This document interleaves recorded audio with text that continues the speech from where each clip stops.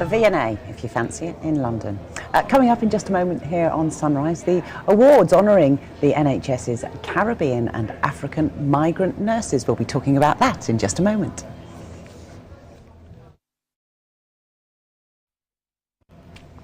Hello again. Now, between 1948 and 1973, 100,000 nurses from the Caribbean and Africa came to work and train in the NHS. An awards ceremony today will recognise the exceptional contributions of those migrants in building our present-day NHS. Well, we're joined by the founder of Windrush Nurses and Beyond Foundation, Bob Foster. Hi there, Bob.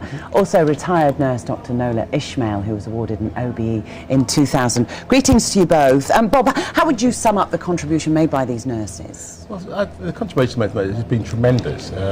Really, without them, we wouldn't have the facility we have today in the NHS. We do owe them a debt of gratitude because we started after the Second World War, where many of the young had actually been decimated in England, and they came over from the Caribbean and Africa latterly to help build this NHS. And Nola, what's your experience of being in the NHS? My experience has been truly delightful and rewarding. I started off as a student nurse, and within 18 months I was promoted to be a unit sister, and I worked with different nurses from across the Caribbean, and in 1990 I became the first black director of nursing in London, which was quite a breakthrough. I then went on to work at the Department of Health. I went for 3 months and stayed for 10 years. Wow. So, and having been retired, I'm now back in the NHS working. So what was it like initially? I mean, you're saying that they first came over in 1948. Yes. It must have been a complete culture shock to nurses like yourself, and also to the residents of the country. Indeed, the fog was different. The working, getting up early in the morning to get on duty at 7:30, working through breaks, doing double shifts. It was a very intensive period, but we enjoyed it, and we learned a lot from each other, and we had good memories, most of us anyway. I was one of those people that had learning as a passion.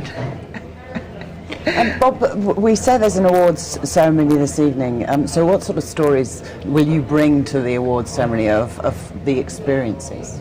Well, we have the awards ceremony this evening at the Intercontinental Hotel Park Lane, and we hope to bring the stories of people that came over on the boat earlier on, and to show them that what life was really like for the nurses when they actually came and did their training. And it was great fun coming from the Caribbean to England. I very much thought it was going to be a sombre affair, but it certainly wasn't. The average age was 19, and if you can imagine, they were young men and women leaving the Caribbean for the first time and coming to England. And they met each other on the boat, and some stories were that eventually they got married once they got here. So it was a really exciting time for them. And is it a generational thing? Have you found people who made that journey and set up their lives in the UK, worked in the NHS, and now other generations of those families are now pursuing careers in the NHS? Absolutely. I mean, their mum came, and then today, daughters, grandchildren have actually taken up the baton, if you like, and have stayed within the NHS, because there are lots of families like that, and we hope through these awards that we will show this. And the real essence of it, really, along with my co-founder Sandy Phillips, we are actually going out into the schools to energise them again and say, well, look, this is a worthwhile profession. It happened before, so let's go out and do it. We have the backing of government. We also have the backing of all the associations who have been tremendous for us. And I have to say that this foundation wouldn't be here today if it wasn't for those retired nurses that gave their time tirelessly to help us put all this together.